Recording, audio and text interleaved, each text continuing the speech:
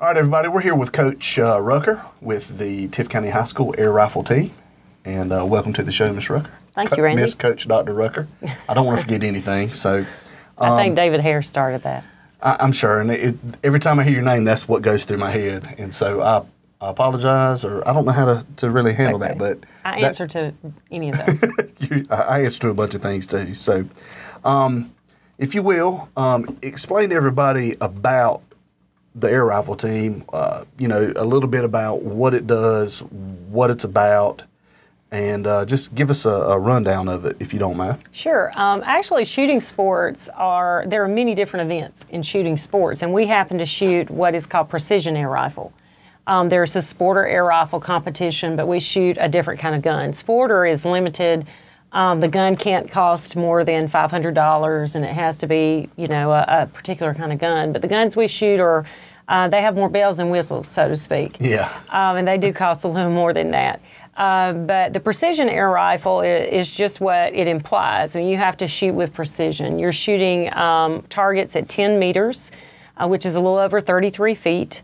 And the center of a bull is the size of a period, a typed period. So our shooters are shooting 3 different positions. They shoot prone, standing, and kneeling. There is a competition that is prone that the International Shooting Sports Federation has, and there are competitions out there. But in our particular sport with GHSA, we do shoot 3 positions. In each position, they can score the maximum is 100 points if they shoot a perfect score in a position. So the highest they can shoot is 300. So Brooks 290 is pretty impressive. It is. It's very impressive. So I'm going to hold these up right now. Do you want to hold one up? That's fine. These are 2 of Brooks' targets from the last match where we competed in Columbus. And the one over here is her prone target, and you can see most of those are center shots. She had a 98 out of 100, so only 2 of her targets did she not shoot in the center. Right. That's that one. Mm-hmm. That's prone, right? 98. Prone, yeah. And that actually is usually the easiest position because more of your body is flat on the floor, and it's easier to be steady in that position, and that's something you really have to work hard for in standing. With prone, you can use a sling. That's a piece of equipment that's very helpful in helping you steady the gun and hold the gun. Standing is a more difficult position. It's also the only position where you cannot use a sling. They make it even more difficult for you with the rules. But standing, she shot a 94, I believe. Is that 94? Yeah. So Brooke is one of our strong standing shooters. Typically in standing, when you are competing against other teams, if you can win the standing position, usually you win the match because it is one of the more difficult of the positions. And that's her kneeling target. I think she shot 95. Kneeling is difficult for a lot of shooters because it's uncomfortable. They have to get down on one knee. If they're a right-handed shooter, they're down on their right knee. Of course, we have one left-handed shooter, so he shoots everything the opposite of the other kids. But when you're down on that knee for 10 minutes, and that's normally the length of time that they're given to shoot that position, your foot goes to sleep or it starts to hurt, and you've got to ignore that because your leg and your foot is still going to be there when you finish shooting the position, but it's just convincing the shooters to ignore that. To ignore your body and still shoot the target that can be a little difficult at first. But once they accept the fact that that's just part of it, they do a better job. One of the positions that we really do need to work on, we've been working a lot on standing, and I'm very pleased with how far we've come with standing. But our kneeling position is what got us this year. So we need to do some more work on kneeling for next year. Prone, we are good to go with prone. Usually we've got our top 4 shooting mid to high 90s. In prone, I'd like to see some 100s because they could. They've done it in practice. They just didn't do it in a match. Does age affect how you shoot? Now, obviously, age should does. affect. It definitely does. If you're older, do you shoot better down because your muscles are stronger, body's a little more I don't know if it's necessarily a physical, but in my short amount of time coaching, I've only coached this sport for 4 years. But I have noticed from my shooters in these 4 years, the older shooters mentally can settle themselves down and they can focus better than my younger shooters can. And it's not that the younger shooters and the older shooters are that different in their style or their ability physically, but mentally this game, and I tell my shooters all the time, this sport is maybe 10% physical. The other 90% is your mind and being able to focus and being able to stay on target for that amount of time, to be able to ignore sometimes when your body's telling you it's got to move, or you've got to stay in that position a little while longer, or, you know, to ignore if you're uncomfortable in your equipment, you know, you've got to find a place where you are comfortable. They've got to come to a place where they realize, you know, what their natural point of aim is. That's one of the hardest things to coach, and it's an abstract concept when you're trying to explain it to somebody, but for them to get down in position and find that position where they are aiming at the target, and it's called natural point of aim because it's that natural point where you are holding the gun right on the target, right in the center of the bull, and getting them to reject a shot that isn't right is one of the hardest things to get them to learn. I'm so impressed right now. It's unreal. That's amazing. That I've never thought of it in depth like that. And I mean, I guess it's kind of simple, but it's so hard at the same. You know, does that make sense? I mean, it's simple. It's not easy. It sounds simple, but it's not easy, right? That's exactly. it. It is simple, but it's not easy. I mean, we can show anyone how to hold the gun. We can tell them how to get in position. We can set them up in position. They can find the position. But it's the little things that they have to do to be shooting where Brooke is shooting. Usually a shooter by the end of the first season, I feel very good if they're shooting right around 260. If they've never shot before, that's doing really well. And we've got several shooters who, for the first year, this was their first year, they're right there. But now they've got to finesse their shots a little bit. They've got to finesse the position. They've got to develop their muscle memory, which is one reason we have such a long season. We actually start in August and shoot all the way to April. Do you really? Yeah. Our first week usually is the first week in August that we can start practices. I usually hold off a few weeks, and we have tryouts toward the end of August, 1st September, because it is really a long haul for the kids. Wow, that's amazing. So, have you ever seen a 300? I've never seen a 300 in competition. I have seen, now, Olympic shooters, we shoot the same kind of guns the Olympic shooters shoot, and you would not have seen our sport at the Olympics unless you had the live streaming, because NBC won't show guns on TV. I've never thought about that. Yeah. Even though their shows have people shooting at people, they, I guess, have some kind of rule about that. But if you had the live streaming for the Olympics this past year, you could have watched. And you would have had to get up at 5 or 6 o'clock in the morning to do that, because I did that, to be able to watch. Well, you took my next question away. Did you get up that early? I guess you did. I did, to see the ladies' air rifle. I didn't catch the men's air rifle. I was not around a computer at that time, but they were shooting those kind of scores, 298, 299. I mean, if they may miss one, you know. But we actually shot against a team, Columbus High School, last week, and a young lady, their high score shot a 293. Wow. And that's the highest that we've shot against this year. So. That's pretty good. When's the state competition over with, or did it finish? No, we actually have brackets that we play through. Once we finish our region or our area, it's an area sport, not a region sport. So we compete against schools of all classifications in our area. And our area championships had to be finished by the second week in March. And then we started shooting. The first round is called state sectionals. Yeah. And we had a pretty easy time with state sectionals. We shot against Appalachia High School out of Winder. And then the next week, which was last week, we shot in the semifinals against Columbus. And schools who make it out of the semifinals go on to shoot at the state competition. That'll be this coming up weekend? It's not this weekend, but the following weekend, the 13th of April. 14th, yeah. I thought that's what I saw online it's April 13th. A couple weeks ago. Well, good. Is Colquitt, did they make it?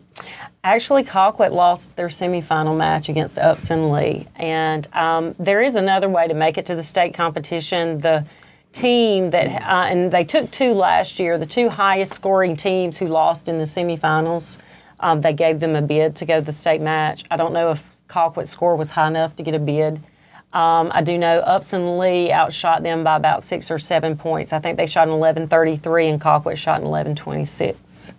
Oh my! So I feel for Gunny down in Moultrie, because I know his team definitely could have competed at state. So if they don't get a bid, I feel for them, because they were a very good team this year.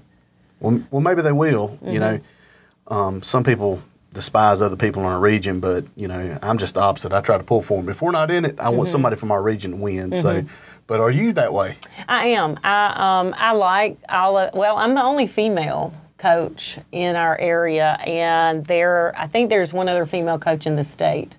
So I'm among many men whenever we go to competition, but they're all very kind to me. The first year they were really kind, because they knew that it was my first year coaching the sport. I got into it through 4-H. My daughter shot BB, and I became certified as a rifle coach through the state 4-H organization. And then when they wanted to start a team, they approached the ROTC instructors first, because most of the teams are ROTC teams that are in our area. In fact, I think all of them are. But they really are focused on their drill teams, and they declined. And so I said, well, I volunteered. And at that time, Mike Collier was our athletic director. Mike's like, what do you know about shooting? I'm like, well, I know a little bit, but I can learn. I'm not afraid to learn. So we started out. Brooke came on my second year.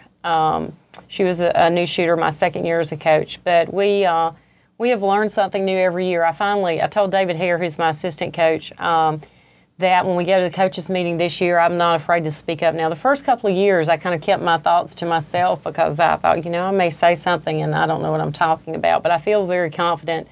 I have an opinion now, I think, that matters. They were really kind to me the first year, because they would help me out and give me tips and tell me what my shooters needed to do. And then when we came along so quickly, they quit doing that. Well, imagine that. They quit telling me their tricks. Well, but we pick up something from everybody when we compete. Like the other day when we competed against Columbus, I noticed something that they attached to their clear bore indicators, which is a CBI for short, that we put through our rifles. They had a little clip on the end of their clear bore indicator that they had clipped to their apparel, their shooting jacket. And I thought, we need to do that. So you look for things that other teams are doing that you can pick up and you can use, whether it's with equipment or, maybe it's something that they are doing, to get ready, or, some little routine they go through. You always try and pick up, especially from teams that are better teams, because you want to be at that level, so you pay attention to people who are at that level, and you want to compete with people who are at that level if you want to be there. Exactly. So, what is the hardest aspect of coaching air rifle? Well, with my team, it's getting them to be quiet. They like each other, and which is a good thing. Many of the kids on the team, about half of them, have they grew up in the 4-H shooting sports program, so they're familiar with shooting already. And it was very easy to translate shooting a BB gun, because it's the same positions, to shooting air rifle. You just have more equipment and a different gun. It's a little heavier. But they know each other really well, and they bond, and so they like to chat and be social, and I like to get in there and get things done. So that's the hardest part, getting them focused. And Brooke would agree with that, I'm sure, because she's normally the one over there looking at me going, oh, when can we start?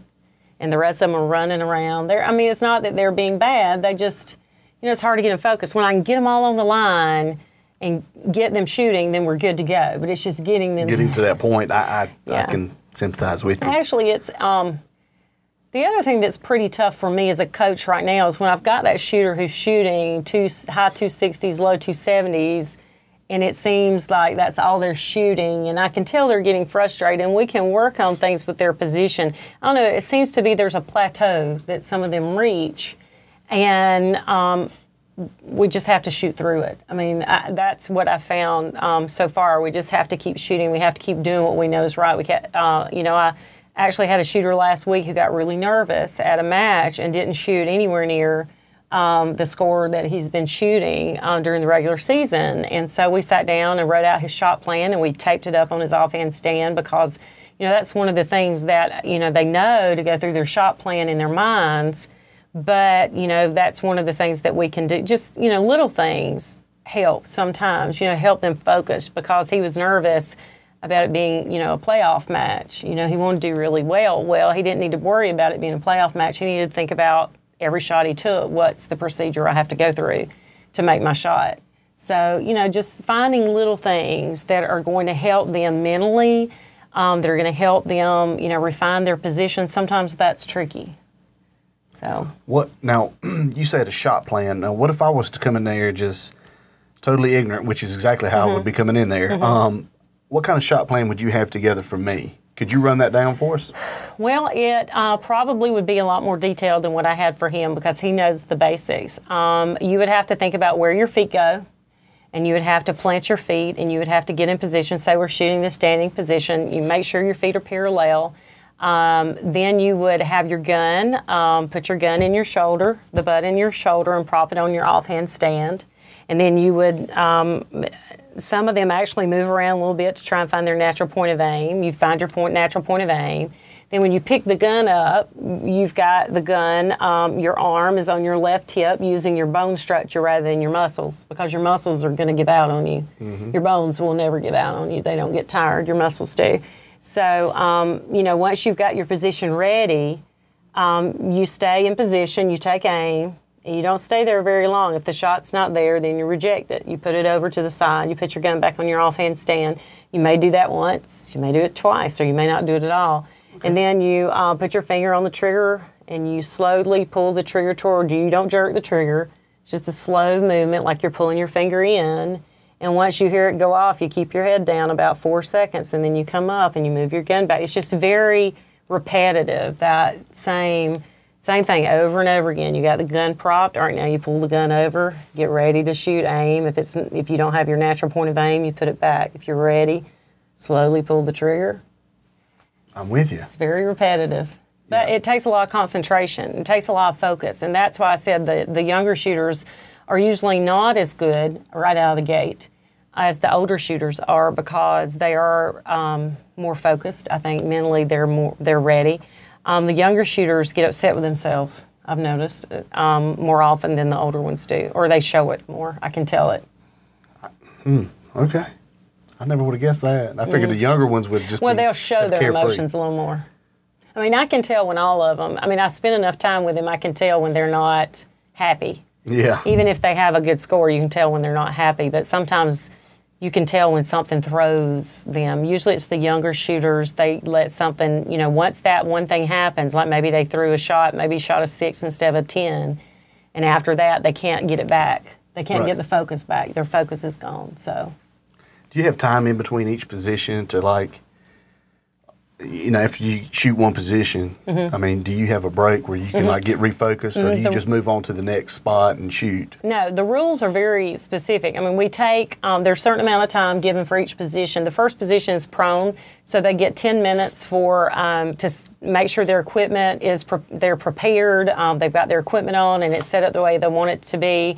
And in that 10 minutes, they also shoot sider shots. In the middle of the targets are there are two bulls that have a guard ring around them, and these are the sider shots, and you'll see these have multiple shots in them, where she was making sure that her gun was sighted in. That's when you make adjustments to your sights, to your rear sights, so that it'll help you. Usually you're going to be in the black, or someone of Brooke's experience will be shooting in the black, but maybe she's a little to the right or to the left, and she knows how to adjust her sights so that it will put the pellet more toward the center. They want to center in. So they get that time for sighters, and after sighters, then they'll go into a 10-minute record shot period for prone. After they finish that, then they have 5 minutes for a changeover period. Then they get a 5-minute sighter period for standing. Standing, they get 15 minutes to shoot 10 shots. After that, they get another 5-minute changeover period, a 5-minute sighter period, and then a 10-minute period for record shots for kneeling. So it's all very spelled out. Our rule book is very detailed in shooting. And every 4 years, when the Olympics rolls around, they always change something. I'm sure. And the International Shooting Sports Federation will change something, and it always trickles down because we do follow their rules. So. Well, that's wonderful. I'm learning so much here, and that's why I wanted to let everybody else out there kind of understand what's going on with Donovan will have a lot to edit. Yeah, he'll let him hear about it when you guys leave. That's okay though. So he's a pretty good guy. He won't mind. But now you mentioned that your daughter shoots. Now is there a challenge in coaching your own child? Because sometimes there is for me. I think that I'm very fortunate because I have an assistant coach that David Hare, as I said, helps us. He's not there all the time, but when I'm having trouble with Hannah, and I can tell when she's going to respond to me and when she's not. And I usually will go to David and I'll say, David, she's doing this. Go talk to her. And it's not that I'm passing the buck. It's just I know she will listen to him sometimes quicker than she will Mom. Yeah. And we try, or at the very beginning last year was the first year she shot on the team. And I told her at the very beginning that, when we're on the range, I'm not Mom anymore. And she's been pretty good about that. I've had to remind her a few times. I'm like, this isn't Mom, this is Coach. Yeah. But she does pretty well. I think that we do pretty well. Now, on the flip side of that, I'm kind of in the same boat. I let someone else coach my kid most of the time because he won't listen to me. He'll listen to someone else way better. But the flip side of it is sometimes my kid is one of my best assistant coaches. Yeah. Like, he'll give me feedback about other people and what a kid may come over and say to him, like, man, I did this wrong, I did that wrong, and not to punk any kid out or no, but you know what I mean. Yeah, I know. And Hannah definitely has opinions that she shares. Does she? Yeah, she does.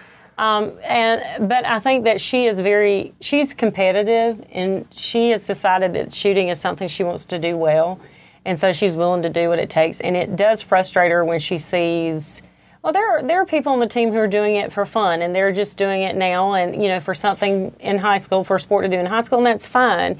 And Hannah has made a decision that she wants to do it beyond high school, so she's getting a little more serious now about it. And I think sometimes she gets frustrated with some of the playing, but she can play like the rest of them when she wants to. So that's how it goes. Yeah. I guess that makes you feel good that she's maybe taking it a little more serious now. Yeah, I can tell she's more serious about the sport this year. Definitely. Last year I wasn't so sure. Especially we go so long between August and our first competition. This year we were able to go and shoot in a sanctioned match in December, which was really nice, and we're going to try and do that again this year so that it could give them something to be working toward in the fall. It's really hard to start practicing something and go without a competition for several months, because our area, now Atlanta schools, they have so many schools in their areas, they start shooting in November. Most of them shoot matches in November, December. But we don't have as many schools in our area, so we have chosen to wait until January and shoot all of ours January, February, March. I was floored when you told me you started so early. I mean, really, I was like, what, really? And it shocks me that this JHSA lets you start that early because no other sport they'll let you really. Well, this is a sport where you really have to develop what I call muscle memory with a gun. It's not like, I'm sure the quarterback is throwing a football at home in the off season, to make sure he's, staying familiar with the ball and he's keeping his arm warm and, strengthening his arm. Yeah. He's thinking about those things. Our kids, the equipment we use, unless they purchase their own, they don't get to go home with it. It's pretty expensive. I mean, the gun costs $3,000. Oh, my. So, hold on. Yeah, hold on. My heart skipped a beat. So, I mean, they need that opportunity to practice, and we practice, as much as we can, and it's not our off season because the only off season we have is the summertime. But we do share our room in the fall with some cheerleading teams, and so we don't get as much practice as I would like to have. But. Right. Well, great. I think that you've opened our eyes to to a lot of things today, and I know you have mine. A couple more things, and then we'll let Donovan get back to what he's got planned this evening, which apparently is nothing now, right? So what we kind of went, I guess, what do you do at practice? You just shoot. Is that what happens? Well, later on in the season, after we have... Early in the season, the first month of practice is probably my most frustrating time as a coach because I have all my new shooters and we've got to show them how to shoot the different positions. Now, my veteran shooters come in and they just pick the gun up and they, start putting pellets down range.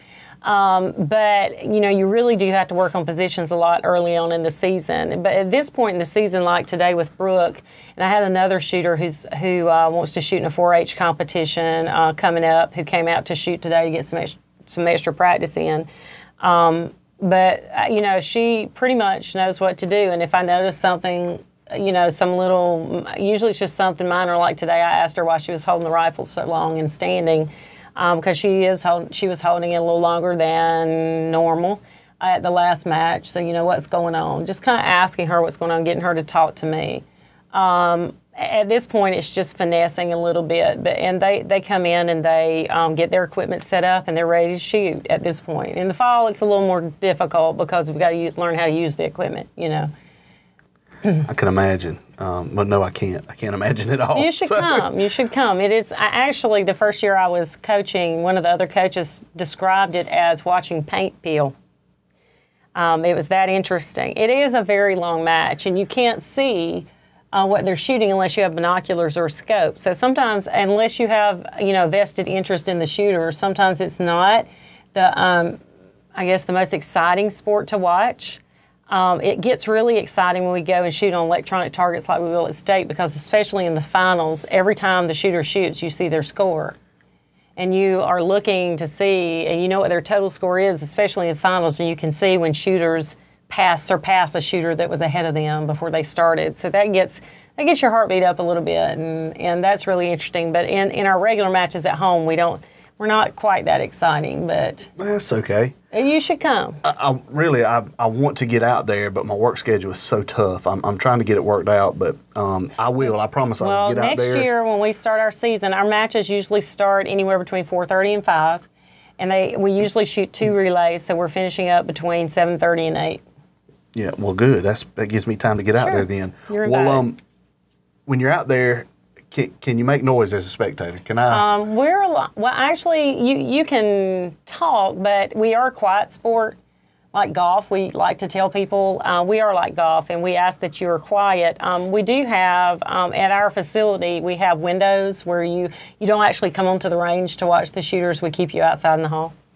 It's just for safety reasons, because there's no bleachers or nothing. No, we pull some chairs. No, there's no room for bleachers. We hope that they will get us some space if they will get us a new facility. That would be something that we would like to see happen in the future. So, Tift County people out there, we really want to have a good team. We want people to come see us. So that would be a good thing. Well, good. How do you motivate your teams? Well, I thought about that on the way over here. I don't know if it's necessarily me motivating them as asking them, what is it that you want out of this? What's your goal? How are you going to meet your goal? And it's having them set their own individual goals, because even though we are a team and the top 4 scores always count for the team score, I mean, you're shooting as an individual. Once you get out there on the line, I can't do anything to affect what you're going to shoot. Now, during the regular season, coaches can go to the line and talk to their shooters, but, especially in the state playoffs, we aren't allowed anywhere near the line when they're shooting. They're totally on their own. So, I think the thing that I've noticed most that I have to do as a coach is I can't show them if I'm uptight, because they feed off of that. So I have to be loose, and this year I've tried to do that more. I noticed last year, and I think Hannah being on the team helped me notice that, because I noticed she would respond to me. And then I noticed, she's not the only one. And if I were uptight about a match, because I knew it was a really important match, I had to try very hard not to put too much pressure on them, because I want them to go out there and shoot and have a good time. And they know how to shoot. And if you put pressure on them sometimes, it's not good pressure. They can't handle it yet mentally. So certainly, just go out there and shoot and have a good time. Well, great. We appreciate you coming on today. Like I said, we've learned so much about air rifle. I have, and I hope that a lot of other people have too out there. And this, what this show's about, is getting programs like yours and other programs out there out to everybody else, and getting some participation in. And with that said, what can Tift County and the community do to help the air rifle program? Well, actually, we do have some support in the community. I think getting the word out that we do have this program, and that guns can be safe, and that we do teach our shooters how to be safe with guns. The 4-H program is, not that we have a feeder program, but we don't have like middle school and junior varsity air rifles. So many of the students who come to us wanting to shoot have had a little bit of experience. So support your Tift County 4-H shooting sports program. That really helps us at the high school level when these kids move on up in age. They can move into this sport too. It's a very natural fit. And, you know, actually telling our kids, you know, we get a lot of comments on Facebook. I always get some nice comments because I'll post things about how the kids are doing. But, you know, talk to people and read the articles that the Gazette prints when we can get them the information. And, you know, we do try and call and let y'all know how we're doing. But, you know, just if you see some of our kids in the community, tell them they're doing a good job and how proud you are of them. Of course, we always need money. Yeah, well, that's we do need a facility where we can have more people come and watch us shoot. It would be nice to have that too, but of course that takes some planning, and I think that our school system knows that we do have some needs that we're trying to meet the best we can every year. Something we improve both with like the number of guns that we have. We started out with 8. We were able to raise funds through a raffle this year where people in the community helped support us with that so we could buy another gun. And I just got word last week, I wrote a grant to the NRA, and they have awarded us about $2,500 that will pay for another gun. Wow, so we're excited fantastic. about that. So, you know, that kind of support, you know, within the community is wonderful. We've had some civic clubs in the community in the past who have asked us to come speak. Sertoma Club gave us a little money to help us go to camp last year. We've had some other people. Bale Plantation helped us last year with a donation to get our guns serviced, and you know it's that kind of stuff that that our community has done that really helps us to be a better team. That's wonderful, and that's what we promote here. Community helping everybody. So Yeah. we appreciate your time and as always, your effort and your dedication to our community and our kids. Well, thank you, Randy. I know it's a thankless job, and I just want to say thank you. Well, thank you. And keep us updated, especially next week when we see what's going on. We will. So We'll let you know how Brooke does and hopefully get some pictures of her shooting at stake back to you. that'll be great. So support your Tift County High School and your 4-H air rifle teams, and let them know if you see them out on the street, like she said, you know, let them know they're doing a good job and you're proud of them. So I do want to plug our 4-H BB program. They're going to the Nationals this summer, so they're out there raising some money. So if you have an opportunity to attend a fundraiser for the Tift County 4-H shooting sports team, please do so. That will help them. They're going to Arkansas, Rogers, Arkansas, where Daisy's headquarters are there, and they'll take a team out there to compete, and it'll be a fun time for them. We actually have a couple of shooters who may be in the top 10.